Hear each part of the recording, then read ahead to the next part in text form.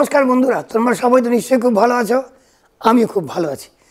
তোমাদের মনে আছে দুদিন আগে আমি একটা ভিডিও দিয়েছিলাম, শরীরের সঙ্গে কথা বলো।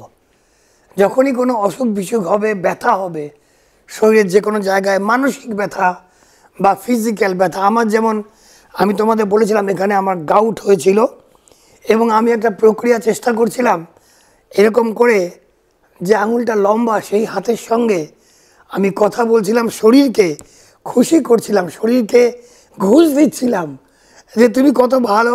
ঘুষ না, ঘুষ কথাটা একটু মানে মতলবই হয়ে যায়। মানে শরীরের সঙ্গে একটা কথোপকথন করছিলাম যে যে আমি কত কৃতজ্ঞ যে আমাকে শরীরের ভেতরে থাকতে দেওয়া হয়েছে। শরীরের পাগুলো আমাকে নিয়ে নিয়ে কোথায় কোথায় যায়, শরীরের হাতগুলো নিয়ে আমি কত কিছু করি, এটা আমি করছিলাম। এবং আমি তোমাদের বলেছিলাম যে আমার এটা ঠিক হয়ে যায় কি না ব্যথাটা আমি তোমাদের জানাবো। এবং আজকে ভালো খবরটা দিচ্ছি যে ঠিক দুদিন প্র্যাকটিস করার পরে আমার এই যে গাউটের ব্যথাটা সম্পূর্ণ সুস্থ হয়ে গেছে, আমি ভালো হয়ে গেছি।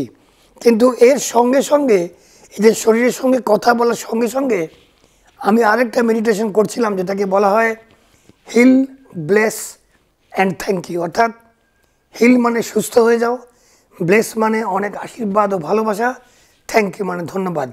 ঠিক যেরকম আমরা হো ও পোনোটা করি না, যে I am very sorry, please forgive me, thank you, I love you, এই যে চারটে বাক্য বলি, ঠিক সেরকম শরীরের সঙ্গে যখন কথা বলবে, যখন তোমার শরীরটা ভালো না অথবা ভালো থাকার সময়ও, যখন তোমার অসুখ বিসুখ নেই তখনও শরীরকে সারাক্ষণ ধন্যবাদ দেওয়া উচিত।